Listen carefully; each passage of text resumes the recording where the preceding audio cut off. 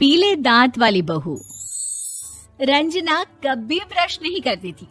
उसे कितनी बार उसके माँ बाप ने डांटा, लेकिन उसका कोई असर उस पर होता ही नहीं था, जिस कारण से उसके दांत पीले पीले हो जाते हैं। शादी के बाद। अरे बहू, वैसे तो तुझ में कोई कमी नहीं है, पर तेरे दांत इतने पीले कैसे हैं बेटा? कैसे मतलब? कोई सर्जरी थोड़ी ना कराई है। वो तो क्या नाम, मैं ब्रश नहीं करती थी तो पीले हो गए। अब क्या करूं? आप कहें तो लाल करवा लूं या फिर काले? यार ये क्या है, क्यों माँ से लड़ रही हो? लड़ रही हूँ? अरे मैं लड़ रही हूँ या ये बोल रही है कि दांत पीले हैं, पीले। अरे तपस्या थोड़ी ना की है इन्हें पीले करने के लिए। बकायदा ब्रश नहीं किया है 20 साल तक, तब जाकर। छी, कैसी बात कर रही हो? ये उस वक्त तो पीले नहीं थे जब हम लोग तुम्हें देखने आए थे। अरे तब साफ करवा लिया होगा डेंटिस्ट के पास जाकर। अब देखो कैसे पीले पीले लग रहे हैं। रंजना सास की तरफ गुस्से से देखती है। फिर शुरू हो गई पीले पीले पीले। अरे पीले तो तब भी थे जब मेरे हाथ का रसगुल्ला उड़ा उड़ा कर खा रही थी और बोल रही थी, लड़की नहीं गुणों का खजाना दे रहे भाई साहब।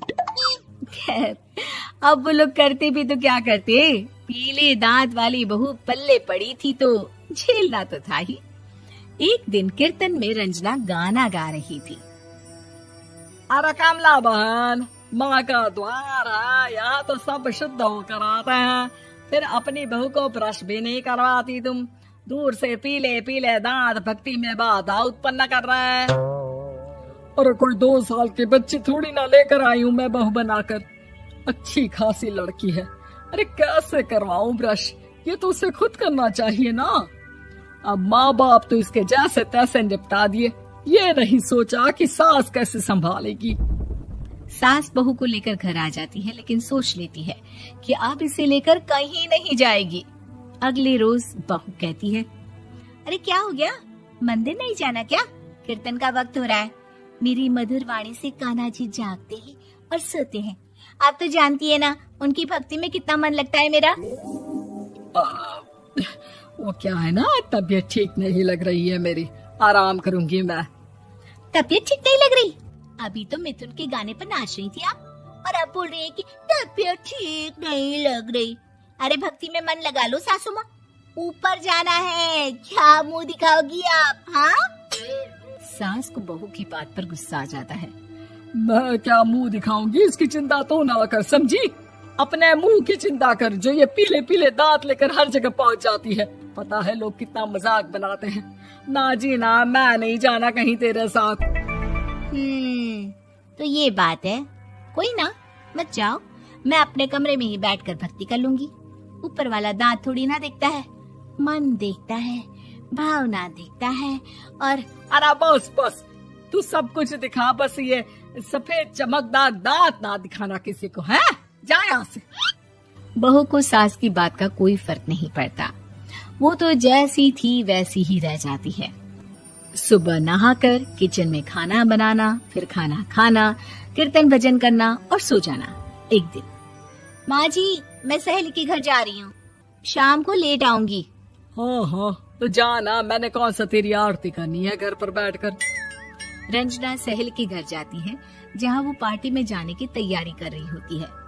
अरे शिखा, कहाँ जाने की तैयारी कर रही है? मैं गलत वक्त पर आ गई क्या? अरे नहीं यार, उल्टा सही वक्त पर आई है। मैंने ये साड़ी और ज्वेलरी निकाली है यार, शाम को इनके ऑफिस की एक पार्टी में जाना है। बताना कैसा लग रहा है ये सब? नहीं यार, इस ड्रेस के साथ तो वो वाली ज्वेलरी अच्छी लगेगी। हाँ सही बोल रही है, मैंने ध्यान ही नहीं दिया। वैसे तो हमेशा से मस्त फैशन सेंस रखती है। तो बड़ा जाती होगी ना पति के साथ पार्टी में। रंजना कुछ नहीं बोलती, बस सोचती है कि यार काश ये बात सही हो जाती, पर मैं क्यों नहीं जाती पार्टी में? क्या इन लोगों की कोई पार्टी होती नहीं होगी? रंजना घर आती है और रात में पति से सवाल करती है, एक बात बताइए, आप मुझे किसी पार्टी में क्यों नहीं ले जाते? क्या आपके यहाँ ऑफिस में पार्टी नहीं होती? पति बेचारा क्या कहता कि दांत पीले हैं तुम्हारे इसलिए। अरे कोई पार्टी होती नहीं हम लोगों के ऑफिस में, तो कहाँ से लेकर जाऊं? और मार्केट, मॉल, कहीं वीकेंड घूमना, कहीं तो। अरे यार सारे हफ्ते में एक छुट्टी मिलती है, तो सोचता हूँ कि आराम ही कर लूं। क्यों? रंजना मन मार के रह जाती है। पहले कभी सास के साथ मंदिर जाया करती थी, लेकिन वो भी सास ने ले जाना बंद कर दिया। घर बैठी बैठी रंजना बोर हो जाती है। तभी उसे आइडिया आता है और वो मायके जाने का सोचती है। सासू माँ, 2 दिनों के लिए मम्मी के घर जा रही हूँ। अच्छा अच्छा ठीक है, आराम से जा। और हाँ, माँ से कुछ अच्छी आदत सीख कर आना कि कैसे शरीर के हर भाग की तरह दांतों की सफाई भी जरूरी होती है, समझी? शुरू हो गई ना आप।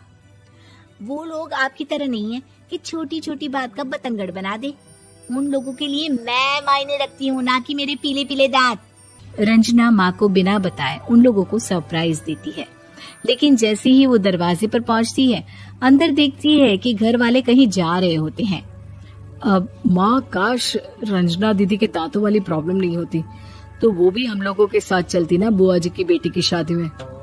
हाँ बेटा, लेकिन अब उसे कौन समझाए कि उसको उसके पीले दांत नहीं दिखते, लेकिन उसके आसपास के लोगों को कितना एम्बैरेसिंग फील कराते हैं।